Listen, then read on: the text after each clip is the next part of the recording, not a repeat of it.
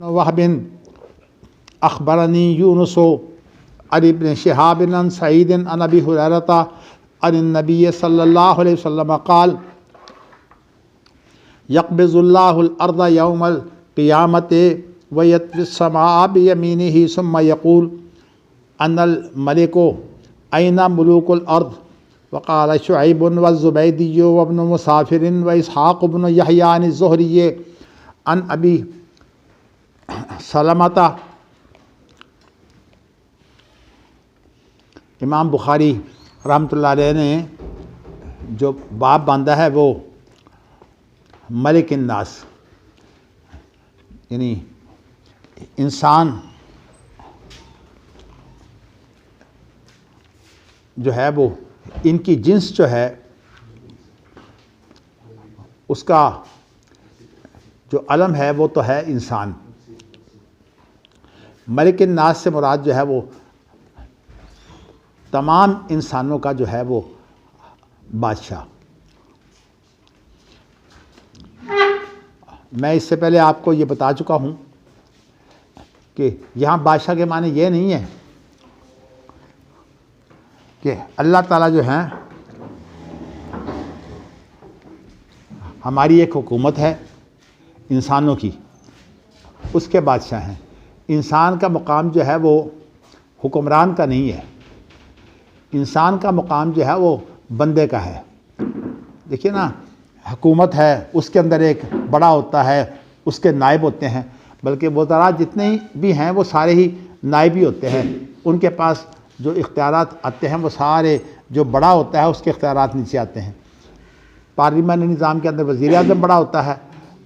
بڑا تو خیر ویسے رسمی طور پر تو صدر ہی ہوتا ہے، لیکن اختیارات زیادہ وزیر اعظم کے ہوتے ہیں کہ انتظامیہ کا سربراہ ہوتا ہے،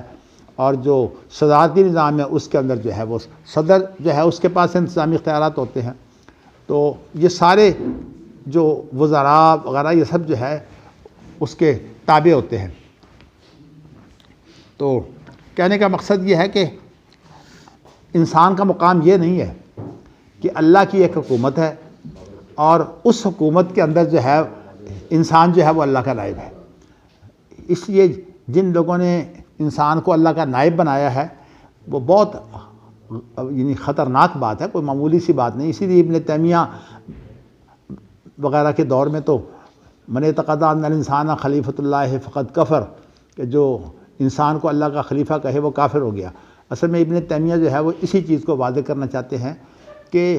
اللہ کی حکومت میں انسان شریک نہیں ہے۔ تو اس لیے جو لوگ نائب ہوتے ہیں وہ حکومت میں شریک ہوتے ہیں۔ اب آپ دیکھیں جتنے بھی وزیر ہوتے ہیں تمام کے تمام حکومت میں شریک ہیں، اور جتنی بیوروکریسی ہوتی ہے وہ بھی ساری حکومت میں شریک ہوتی ہے۔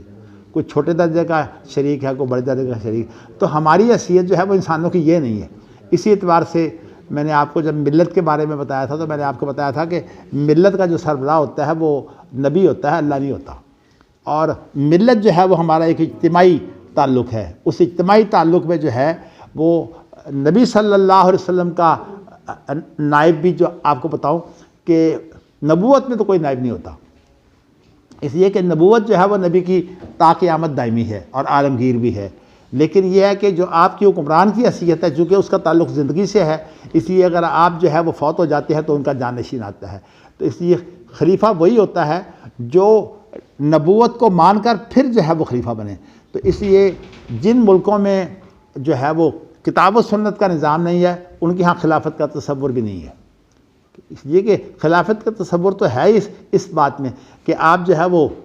نبوت کو جو ہے وہ تسلیم کرتے ہیں۔ اب چونکہ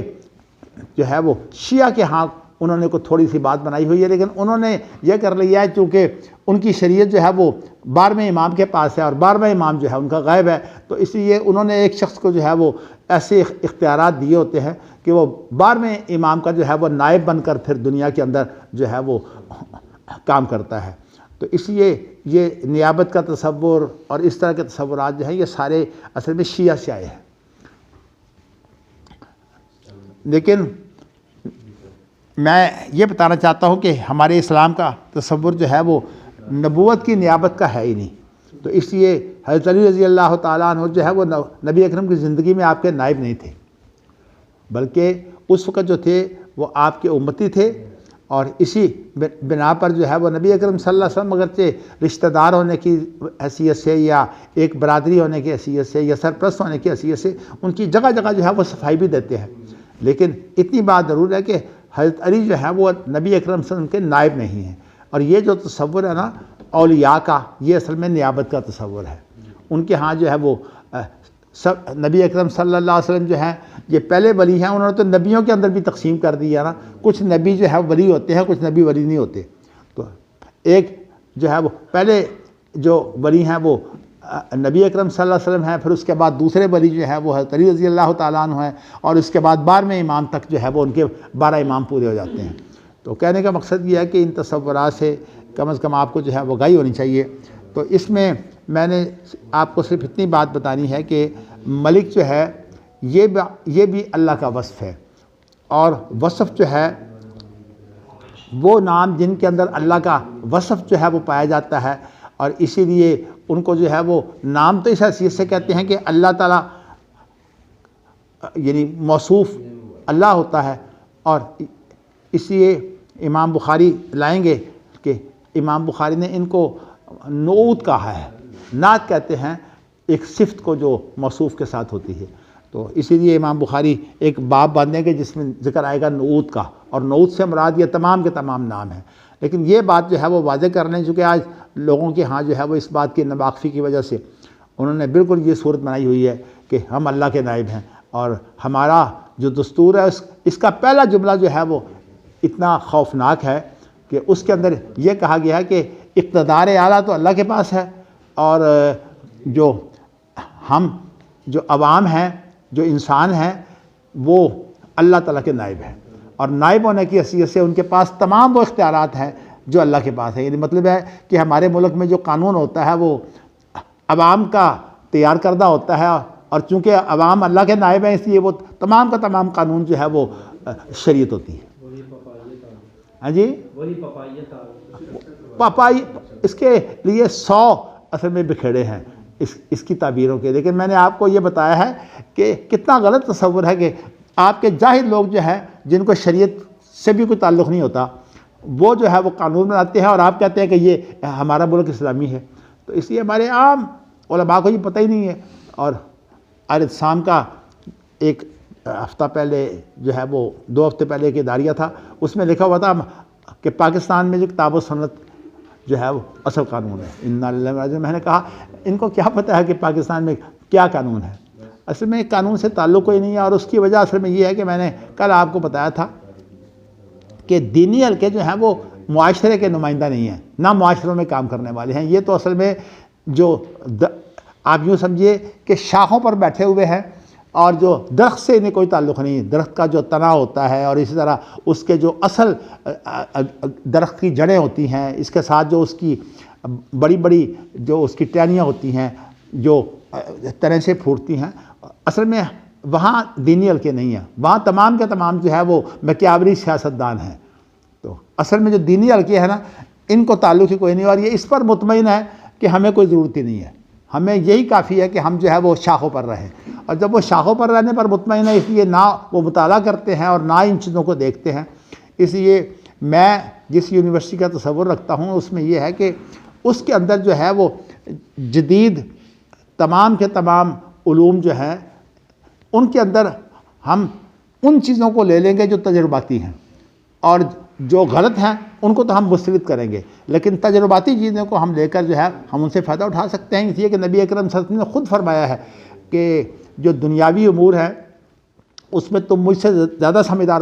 ہو سکتے ہو۔ مطلب یہی ہے کہ تمہارا تجربہ زیادہ ہے۔ پیوند کاری کے سلسلے میں آپ نے یہی اصول بتایا ہے کہ تمہارا تجربہ زیادہ ہے، اس لیے تجرباتی امور میں نبی اکرم صلی اللہ علیہ وسلم جو ہے وہ ہمیں پابند نہیں کرتے، ان کے اندر ہی مشورہ ہے۔ اور ان کو جو ہے وہ امام بخاری نے شورا کے اندر جو ہے وہ پھر امور المباحات کا نام دے کر کہا ہے کہ مشاورت جتنی بھی ہوتی ہے وہ اصل میں ان امور میں ہوتی ہے جو مباح امور ہیں، اور ان کے اندر جو ہے ہمارے تجربات بھی شامل ہیں۔ تو اس لیے جو لوگ جو ہے وہ خاص طور پر جدید علوم کو کلی طور پر جو ہے وہ مسترد کرتے ہیں، دراصل ان کی سوچ جو ہے وہ افراط تفرید کا شکار ہے۔ یہ جو تجرباتی امور ہیں یہ کلی طور پر مسترد نہیں ہوتے، بلکہ ان کے اندر جو ہے وہ ایک اس طرح سے نکھار کرنے کی ضرورت ہے کہ یہ تو تجربے ہیں اور یہ تمدنی ارتقاء ہے، اور جو دوسری چیزیں ہیں ان کا تعلق عقیدہ سے ہے، اور وہ جو ہے جن کا تعلق عقیدہ سے ہے یا تصورات سے ہے وہ جو ہے وہ مسترد ہیں، اس لیے کہ وہ لادینی چیزیں ہیں، سیکولرزم کی ترجمانی ہے، ہم سیکولرزم کو نہیں مانتے۔ تو کہنے کا مقصد یہ ہے کہ یہ میں نے ملک الناس کے اندر جو وضاحتیں کی ہیں یہ آپ کے سامنے ضرور جو ہے وہ رہنی چاہیے، اور صاف سی بات یہ ہے کہ میں اپنے رب سے یہ دعا بھی کرتا ہوں اور رب سے امید بھی رکھتا ہوں، اور خاص طور پر ثناء اللہ مدنی کا جو حادثہ ہوا ہے اللہ تعالیٰ انہیں غریق رحمت کرے، تو میں نے اسی لیے آج کا سبق جو ہے وہ چھٹی نہیں کی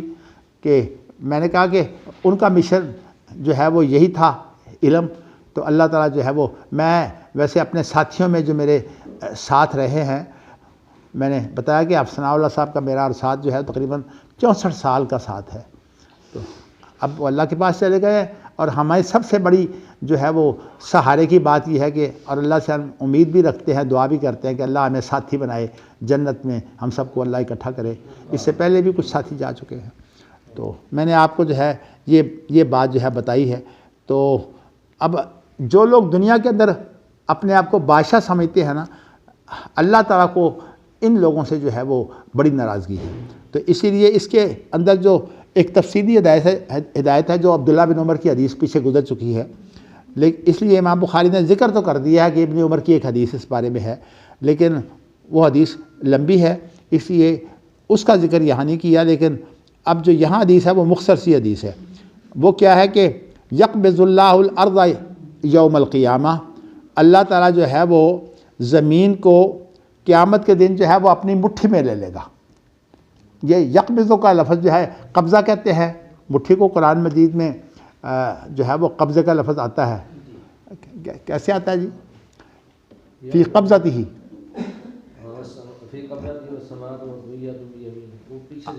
جی ہاں، وہ ماشاءاللہ مجھے تو مشکل ہے، آپ کو تو مشکل نہیں ہونا چاہیے، ابھی آپ ماشاءاللہ جوان ہیں۔ تو کہنے کا مقصد یہ ہے کہ اللہ کا قبضہ بھی ہے، یعنی اللہ کا ہاتھ بھی ہے، اور ہاتھ جو ہے اس کے اندر جو اندر کا حصہ قبضہ ہے نا اس کو قبضہ کہتے ہیں۔ تو اللہ کا قبضہ بھی ہے، اللہ کا ہاتھ بھی ہے، جس طرح کہ اللہ جو ہے ان کا ایک وصف جو ہے وہ بادشاہ بھی ہے، ملک۔ تو کہنے کا مقصد یہ ہے کہ یہ اللہ تعالیٰ کے نام ہیں، اور یہ ویسے ملک الناس تو اللہ کے ان اسماء حسنہ میں سے ہے جن کا ذکر آتا ہے۔ تو اس طرح سے جو ہے وہ یہ جو باقی رہ گیا ہاتھ، قبضہ وغیرہ، اس کی بات جو ہے میں انشاءاللہ اس وقت کروں گا جب مجھے اللہ کے بارے میں ان چیزوں کا بیان کرنا ہے جن کا تعلق جو ہے وہ اللہ کی شخصیت اور ذات سے ہے۔ تو سب سے پہلے تو یہ بات انشاءاللہ اس سے پہلے آ جائے گی کہ کیا اللہ کو شخص کہا جا سکتا ہے، اس لیے کہ میں نے لفظ بولا نا شخصیت،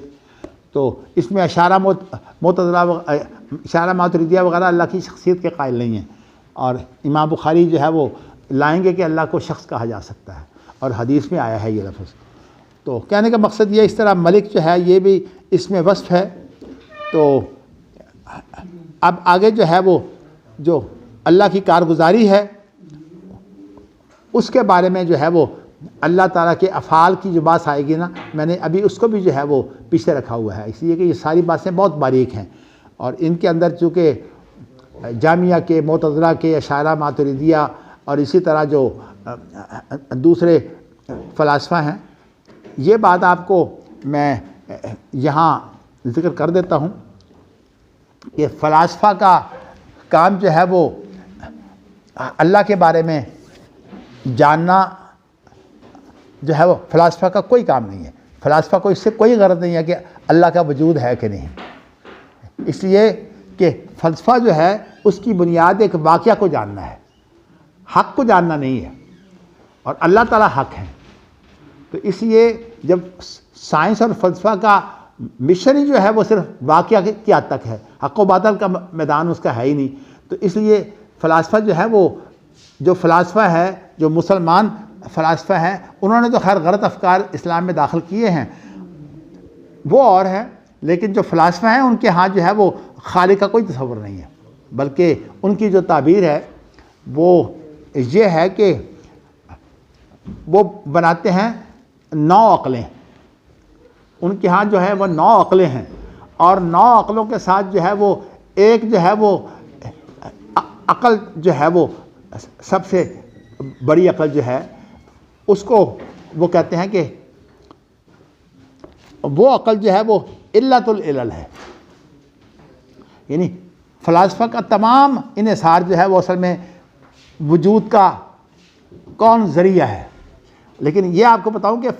فلاسفہ اللہ کو خالق نہیں مانتے، اسی لیے مجھے بڑا دکھ ہوا کہ میں نے اس مسئلے کے اندر جو ہے وہ مولوی وحید الزماں کو بھی دیکھا اور میں نے عبدالستار حماد صاحب کو بھی دیکھا، دونوں ہی جو ہیں اس میں جو ہے وہ حق جو ہے وہ اس کو اجاگر نہیں کر سکے۔ فلاسفہ کا جو اصل لفظ ہے نا علت العلل، ان کا معنی یہ ہے کہ اللہ علت ہے، کیا مطلب کہ اللہ کے وجود جو ہے وہ دوسرے کا علت ہوتی ہے لیکن علت خالق نہیں ہوتی۔ انہوں نے جو ہے وہ اس لیے لفظ وہ استعمال کرتے ہیں کہ ایک جو ہے وہ اللہ تعالیٰ جو ہے وہ وجہ ہے، ایک علت ہے، اور یہ جو تصور ہے نا یہی وہ تصور ہے جو وحدت الوجود کا ہے اور وحدت الشہود کا ہے۔ تو جو صحیح عقیدہ ہے وہ یہ نہیں ہے کہ اللہ تعالیٰ جو ہے وہ علت العلل ہے۔ تو اس لیے یہ جو تشریحات ہیں نا فلاسفہ کی، یہ ساری فلاسفہ کی ہیں، اور فلاسفہ تو میں نے آپ کو بتایا کہ ان کے نزدیک حق کا کوئی تصور ہی نہیں ہے، اس لیے ان کے نزدیک تو صرف وجود کی بات ہے۔ تو سب وجودوں سے پہلے جو وجود ہے وہ ان کے نزدیک واجب الوجود ہے، اور وہ واجب الوجود کون ہے؟ وہ اللہ ہے۔ تو اس اعتبار سے جو فلاسفہ کی تعبیریں ہیں وہ ساری کی ساری جو ہے وہ گمراہ کن تعبیریں ہیں۔ اس لیے جن مسلمانوں نے ان تعبیروں کو اختیار کیا ہے وضاحت کرنے کے لیے وہ بھی سارے گئے، اور ہمارے جو لوگ وہ تو خیر اسلاف تو ہمارے تھے، لیکن آج ہم جو لوگ سلفی ہیں نا ہم یہ کہتے ہیں کہ ہم اس کو تعبیر کو نہیں لیتے جو فلسفہ سے جو متاثر لوگ ہیں وہ تعبیریں کرتے ہیں۔ ہماری تعبیر وہ ہے جو ہمارے اسلاف نے کی، اور ہمارے اسلاف کی تعبیر جو ہے اس کے اندر کوئی کمی نہیں ہے۔ انہوں نے یہ نہیں کہا کہ عقل کے خلاف، بلکہ ان کی جو بات ہے وہ یہ ہے کہ عقل کی وہاں تک رسائی نہیں ہے۔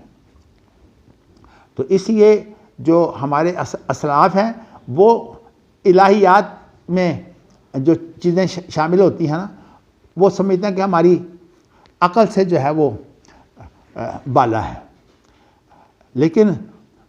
آپ اس دھوکے میں قطع نہیں آنا چاہیے کہ الہیات میں جو ہے وہ بعض لوگ پیش گوئیوں کو شامل کر دیتے ہیں، بلکہ مطالعہ کرتے ہوئے جب میں نے دیکھا ان دونوں چیزوں کو تو عبدالستار حماد صاحب نے جو ہے وہ ایک لفظ کے ذریعہ سے جو ہے وہ پیش گوئیوں کو بھی جو ہے وہ شامل کیا ہوا ہے غیبی امور میں، حالانکہ پیش گوئیاں ان معنی میں غیبی امور نہیں ہیں، یہ دنیا کے معاملات ہیں، مستقبل بعید کے معاملات ہیں، اور نبی اکرم صلی اللہ علیہ وسلم نے جب ان کی خبر دی ہے تو وہ ان کے بارے میں جو خبر ہے اس خبر کو سمجھنے کا کام جو ہے وہ ہمیں کرنا ہے۔ باقی یہ بات جو ہے میں کئی دفعہ کہہ چکا ہوں کہ وہ جو ہمارا مذاکرہ تھا کہ قرب قیامت کی جو پیش گوئیاں ہیں ان کے اصول کیا ہے، وہ ایک مذاکرہ تو تھا، لیکن اس کے لیے ایک دوسرا مذاکرہ جو ہے وہ کرنے کی ضرورت ہے۔ میں انشاءاللہ یہ کوشش کروں گا کہ اس دفعہ جو ہماری بخاری کی تقریب ہوگی اس دن جو ہے وہ ہم اہل علم کا ایک مذاکرہ جو ہے وہ رکھیں، اور اس کے اندر جو ہے وہ اس نقطے کو جو ہے وہ خاص طور پر حل کرنے کی کوشش کریں۔ یہ بڑا خطرناک جو ہے وہ نقطہ ہے۔ تو میں نے جی ہاں یہ پیش گوئیوں کے بارے میں، اس لیے کہ ہمارے عام اہل حدیثوں کا یہ مغالطہ ہے کہ پیش گوئیوں کے لیے وہی اصول ہیں جو الہیات کے بارے میں ہے، حالانکہ الہیات کا میدان تو ہے وہ تو غیبی امور ہے، اور غیبی امور وہ ہیں جو اس دنیا کے قانون کے تابع نہیں ہیں، وہ اس دنیا سے ماورا ہے، اور اس دنیا کے اندر باطنی طور پر تو اللہ تعالیٰ کار فرما ہے، ظاہری طور پر بھی ہیں، باطنی طور پر بھی ہے، لیکن ظاہری طور پر عام طور پر چونکہ نظر نہیں آتے، لیکن باطنی طور پر تو ہر کام کے اندر جو ہے وہ اللہ تعالیٰ کی تقدیر موجود ہوتی ہے۔ تو یہ جو نقطہ ہے تقدیر کا، مشیت کا اور ارادے کا، یہ بھی اصل میں چونکہ آگے آنے والا ہے، میں اس لیے یہ بچ رہا ہوں کہ کوئی بات میں ایسی نہ کروں جس کے اندر جو ہے وہ ایسی بات آ جائے. لیکن میں نے آپ کو اشارہ کر دیا ہے کہ پیش گوئیوں کا میدان جو ہے وہ ان میں شامل نہیں ہے الہیات میں. جیسے کہ حافظ عبدالستار حماد صاحب اللہ تعالیٰ جو ہے ان کو علم میں اضافہ کرے، انہوں نے اس کو بھی اس میں شامل کر دیا. اور یہ بنیادی غلطی ہے کہ پیش گوئیوں کے بارے میں بھی ہم جو ہے کہتے ہیں کہ ہم نے کیفیت جو ہے وہ اس کی پیش ہی نہیں کرنی. حالانکہ صحابہ کرام رضوان اللہ علیہم اجمعین جو ہے ان کی کیفیتوں میں بحث بھی کرتے تھے، ان کے آپس میں اختلافات بھی ہیں. تو جب صحابہ جو ہے بحث کرتے ہیں تو ہم تو سلفی ہیں، سب سے پہلے تو ہمارے اسلاف میں صحابہ آتے ہیں. تو اگر صحابہ جو ہے وہ اس کے بارے میں جو ہے وہ گفتگو کرتے تھے، غور و فکر کرتے تھے، تو ہمارے لیے منع کس نے کیا ہے؟ تو اس لیے یہ ساری جو ہے یہ کم علمی کی بات ہے. اللہ تعالیٰ جو ہے وہ ہمیں ہدایت بھی دے اور ہمارے علم میں اللہ اضافہ بھی کرے.